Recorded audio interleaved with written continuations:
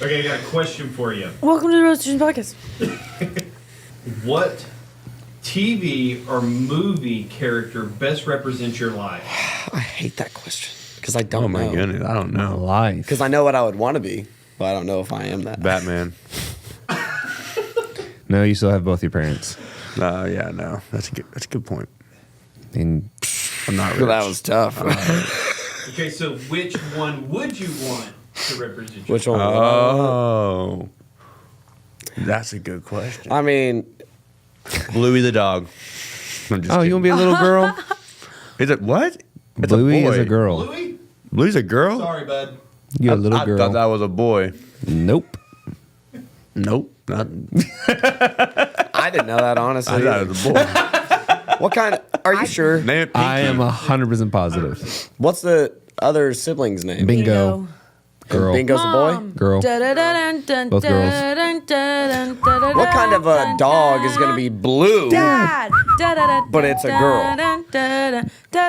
I feel like growing up, it was like if It's a it's blue, blue it's a boy. If healer. it's pink, it's a girl. A blue healer. He's just going. Bluey. It blows my mind. I'm excited for Banner to get into My that. kids He love doesn't get that into show, and I love that they love it. I don't know. Should we just pick like an actual show and go from that? Yeah, go like for it. The Office. Oh. Oh. And then all four of us name our character. Who's your character on The Office? We know who Zach's character is. No. And the fact that he doesn't want to be that character is also very much like that freaking degrees character. in that. That doesn't mean anything. I'm I not. don't know. You do. I don't kinda- think Toby wants to be Toby either. I'm just going to say it. I don't think Toby You do wanted to be kind of Toby, like- but he is. Anytime we got this great idea, you're like, that's a bad idea.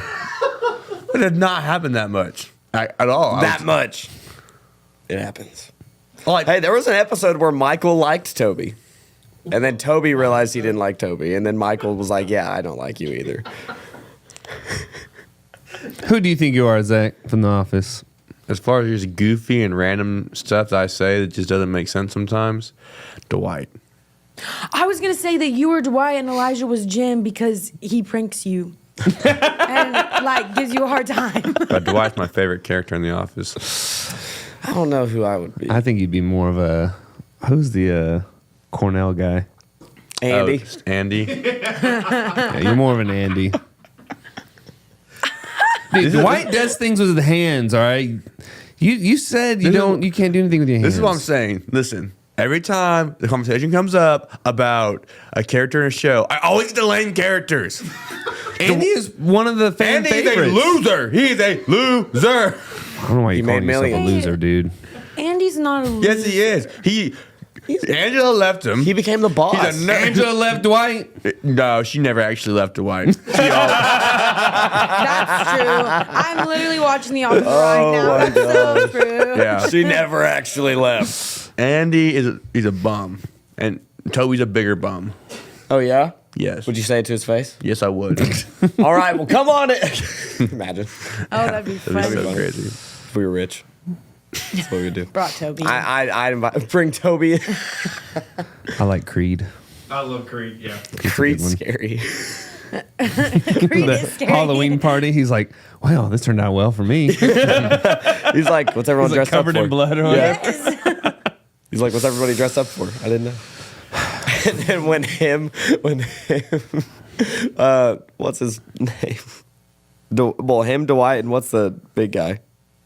Stanley? No, Kevin. Kevin. When him, Kevin's to a good Dwight, and Kevin all walk in dressed as the Joker. In like the next year's episode, and Kevin's costume was like awful. Dwight's costume is great, and Creed. Creed just literally looks like that's his lifestyle. Looked very natural. I don't know who I would be in the office. I'm not good at answering questions on Ryan. Like Ryan started the fire. But I was talking about grass fires, so maybe. I'm not gonna fall off the deep end like Ryan though. Poor guy, he had it made, and then boom, ruined You got his some life. Michael Scott in you, I think. As a matter of fact, Oh my Like that all god. natural logic. That's Michael Scott to a T. No, and then he's So- got I know. this is my actual debit the card. focus is You've just blocked the light. All right, Michael Scott, take a seat. Zach, you didn't get to see it. Do you want to see it? That's my actual debit card now. Mo Money, mo problems. How'd you get that? It's a sticker. You put it on it. Do we You have gotta cover up the back Pam number so or- y'all can't see that, but it's a sticker. So it exposes Or the chip so you can sell it. Phyllis, you always making gifts and giving gifts to people. Oh, bro. Just call me Phyllis. You said get. Phyllis Like, has a nobody sweet- wants to be Phyllis. Phyllis has a sweet heart. She But- does, yeah. but she's also kind of. Weird. She's probably gluten free. She's probably gluten free. Phyllis ain't gluten free. Yeah, she is. She looks like she's gluten free. If anyone's gluten free, that'd be Angela. And that's true. Angela would be gluten free. No, You're not Angela. I ain't Angela. you're too nice to be Angela. Yeah. You know who's like spot on a character from The Office? Grace is Kelly. I was gonna say I feel like you could be Pam. Listen, she agrees. I think she agrees. She asked me one time. I Pam told her that. Beasley. I think you could be Pam. I think y'all are kind of similar. Like same personalities. just You gotta recognize when you gotta stuff's let kinda crazy. Jeremy, go after his dreams though. Don't do Pam like she did to Jim. If Jeremy wants to be a meteorologist, you have to let him do that. He already is I our wanna be weatherman. supportive. of Chase that. chases tornadoes. Yeah. Scary. This question really took a turn. Yeah, it did. To all of a sudden now let's just talk about The Office. I'm not good at answering questions about myself. Like if you say like, oh, what person represents you? I can't do that. I've never been able to do that. I'm thinking more of a Stephen A. Smith kind of guy. From one take or first take. Is that the dude from SportsCenter? Yeah, it is. It's a real person. Why do you think you like Stephen A. Smith? I was just kidding. Oh, I was like, what? That's another show. Now we have an awkward silence in between. So jump in to last night. Zach, what'd you teach about? Jesus. We talked about in our last series of modern day evangelism, and we kind of talked about the importance of telling your friends about Jesus. And talks about Philip and Nathaniel. Philip meets Jesus, and he realizes that he's Jesus, and he goes and he tells his friend Nathaniel about it, and Nathaniel's like, hey, like, how can anything good come out of Nazareth? Like, that doesn't make any sense. Like, nothing good can come out of Nazareth. And then he's like, well, come and see. And he comes and sees Jesus, and Jesus kind of basically tells him what he was doing. He was like, how do you know? He's like, I saw you under a fig tree. Where was a fig tree? I can't remember.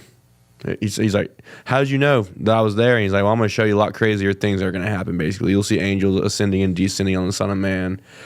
And he's like, you haven't seen nothing yet.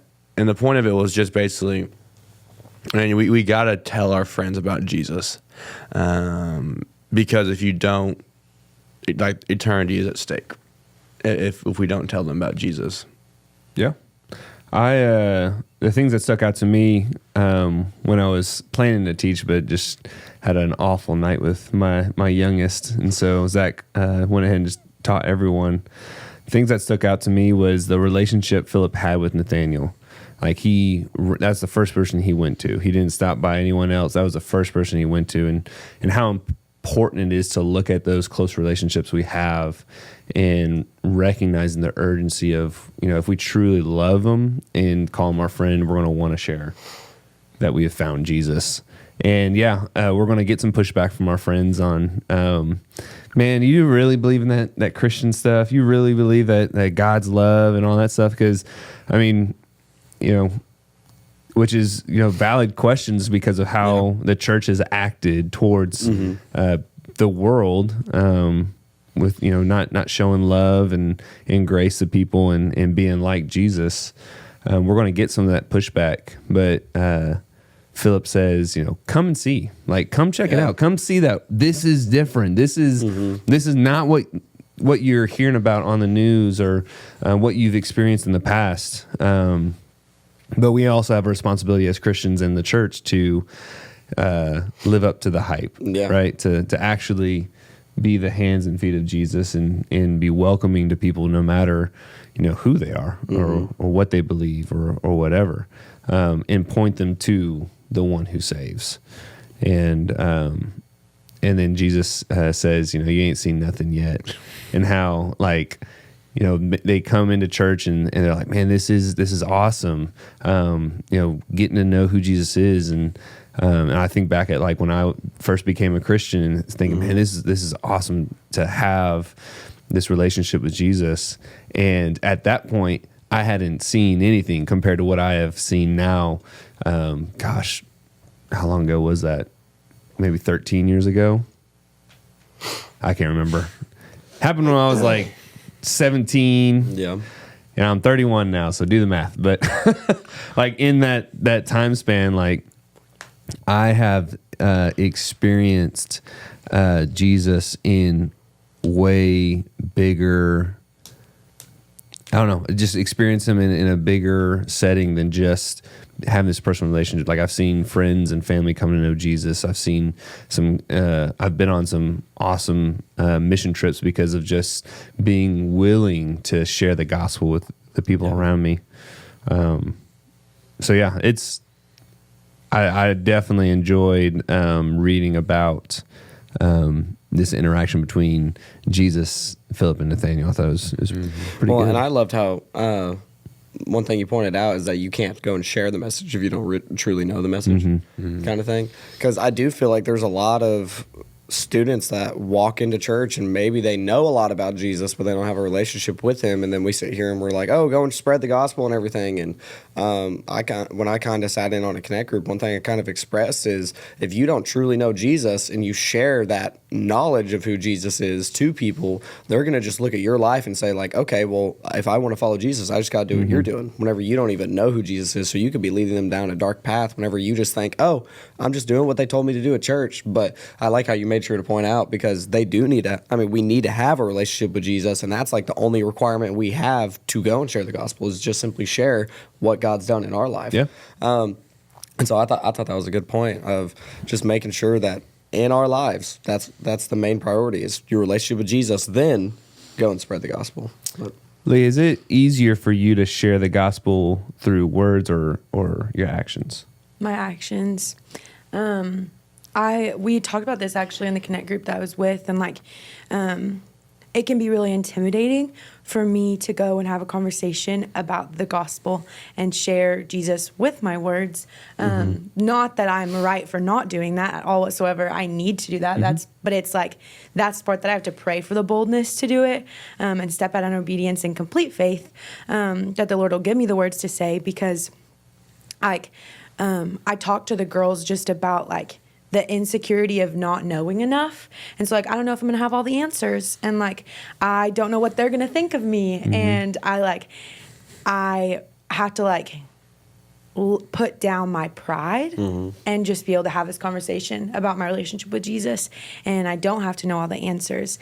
And so getting to encourage those girls about that was really cool. But it's definitely like the consensus in the room was that the majority of us were very much like, it's way easier for me to like love people well than it is for me to love them enough to tell them. Yeah. Like, it's hard for me to find the words. So what I like about that too is our actions bring opportunities for conversations. I mean, have you guys ever had someone ask you, why do you do that, or why do you do things that way, or why are you different in this way? Yeah, I've had that, and that's whenever I said that you're gonna have doubts. One of my points was like, when you tell people about Jesus, they're gonna doubt you.